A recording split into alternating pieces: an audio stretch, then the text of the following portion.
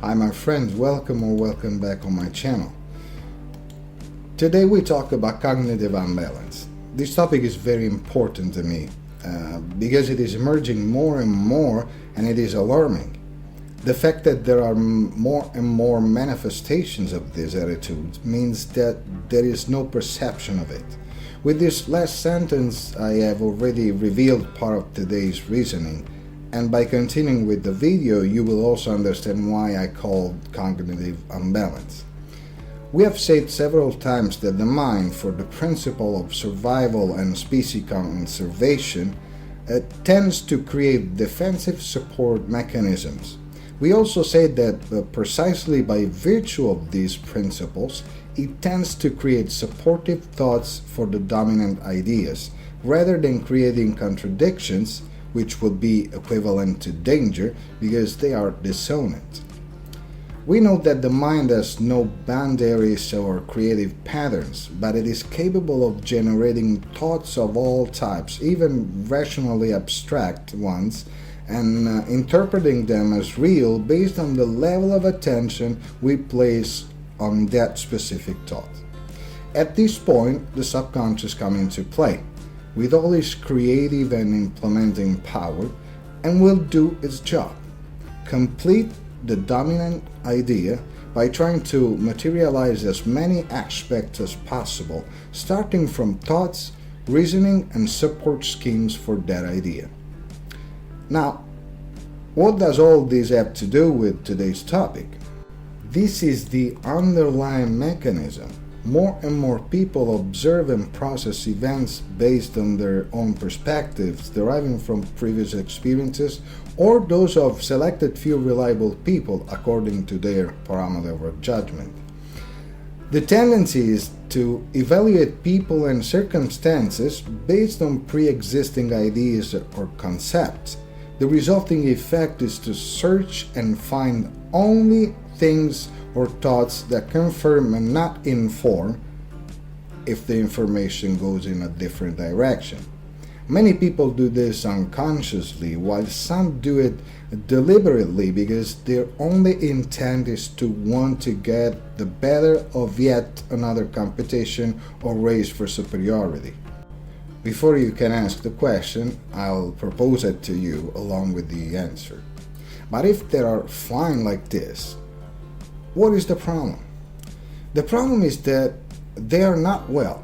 In fact, there are more and more depressed people full of anger who negativate every aspect of life, and the categories of people they have a prejudice and label them as evil. The other side of the coin, however, also shows that these people use double standards. What for them is a right is a duty for others. They complain about being condemned, while perhaps they are condemning a person or a category of people at that precise moment. What they do is trained, a source of pride and justified, but if someone else does it, must be condemned because it is unfair. I don't want to give specific examples because I don't want anyone to feel attacked or sponsored. But just look at the classic things we live, see and feel every day, between genders, between ethnic groups, between religions, between social classes, between politicians, etc., etc. Two other big problems underlying this cognitive unbalance are: one, they are convinced that they are truly different. What happens to them is a cross between rarity and supernatural. The emotional capacity, the thoughts, the category of which they belong, the physiology are different from all other people, and this is why other ordinary mortal cannot understand, not because it is wrong perspective. Second, what you think you know corresponds to what it really is, because personal experience teaches that it is so. Obviously, the single experience has universal value. It is not circumscribed, but becomes a fact because it is the experience made by you, a person of a great views and multiple and all profound experiences. Nothing is superficial, banal, and above all wrong. This attitude travels like a high-speed train in both directions, good and bad, and embraces all aspects of life, even sexual life, where the presumption of knowing what the other likes without ever asking has been implanted in the mind out of the belief that if they don't complain, they like it. And I know exactly what this category likes because they are like that. You don't need to eat a whole watermelon to understand if it's good, but just taste a piece of it. Are we therefore melons? Another example is to see always in a category considered inferior and or negative, a form of hatred mixed with anger towards our category. And we say this while we are criticizing for the umpteenth time the bad category. We don't even realize that we are always the one who criticize those who we believe criticizing us and feel anger against those who we see as angry. In the first case, we have the presumption of believing that our every thought is an intuition, without ever having truly used the scientific method to taste our intuitive level, which is innate, but must be trained and tested. In the second case, however, it is the classic reflection where, in our opinion, we see reflected in the enemy what in reality we feel for it.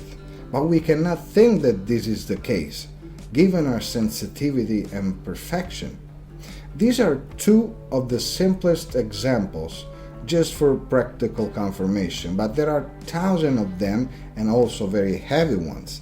Just look and you will notice them immediately. But let's move on. How does this attitude work in general? The mind is divided into three. 1. What it is for me. It is the dominant part and has to be protected. 2. What it is for others.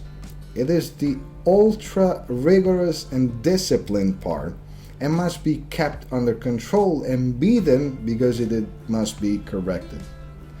3rd, the one suggesting that there is something not right and that it is ready to observe and correct, but it is the least important part and will always be overridden by part 1.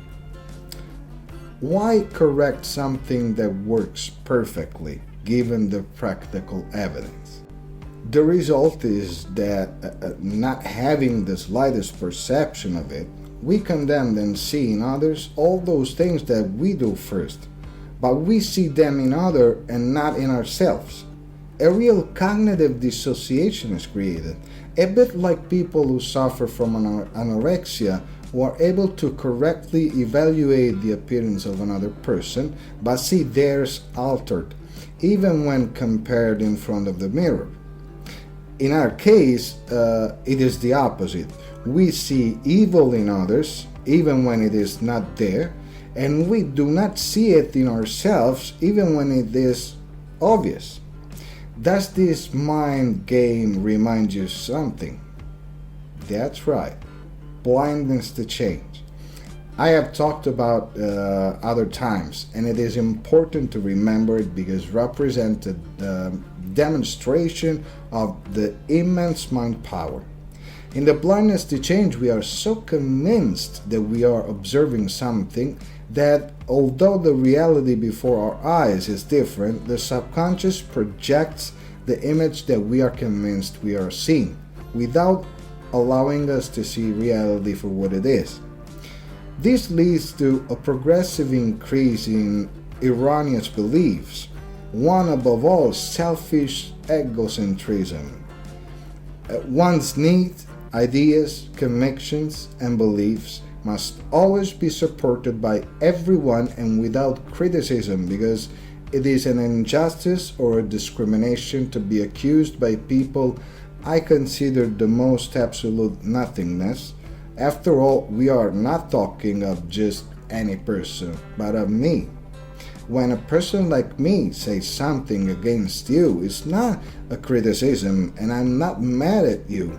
And even if it were, you should just think about what's wrong with you and thank the source of wisdom that is helping you without ever replying, because it would mean that you don't want to listen or are unable to understand. On a large scale, it leads to creation and consolidation of prejudices and preconceptions, which in turn will lead to creation of discrimination, absurd associations, generalization, dissociation from reality, frustration, intolerance, increased disgust for the category or categories labeled as negative, increased anger, aggression, increasingly frequent irritability leading to violence, and on a broader level, wars. I don't want to dwell further with the examples because I think it's clear enough. Ask in the comments and we'll try to clarify. But how do we know if we adopt this attitude, and how can we possibly correct it? A promise. Unfortunately, the percentage of people who adopt this attitude is greater than the one who does not, and therefore it is more likely to be included than excluded. And this, as explained before, because in the majority of cases it is unconscious, and therefore there is no awareness and perception of it. Having said this, however, checking whether or not you belong to the cognitively unbalanced is quite simple. If you see yourself in one or more of the examples provided, or if someone has pointed out to you that you behave in a certain way in accordance with what has been said so far and not only, then you are there. Otherwise, check anyway, because it is always good to do it, and you might notice something to correct that you were not aware of it. How to correct this attitude? Various steps to follow scrupulously. First and foremost, decide that you want to change. It is essential that you firmly want to do it. 2. Accept the truth for what it is, especially when it goes against everything you have believed so far and which has led you to where you are. 3. Get involved by challenging your thoughts and beliefs, taking the time to verify very carefully and scrupulously that what you observe and the perception of what it is actually corresponds to the truth. When dealing with people, talk, ask, and check. 4. In order for the previous point to work, you must apply the scientific method. That is, verifying that your deduction is correct, and you can do this through research and comparison. The mechanism of the scientific method is very simple.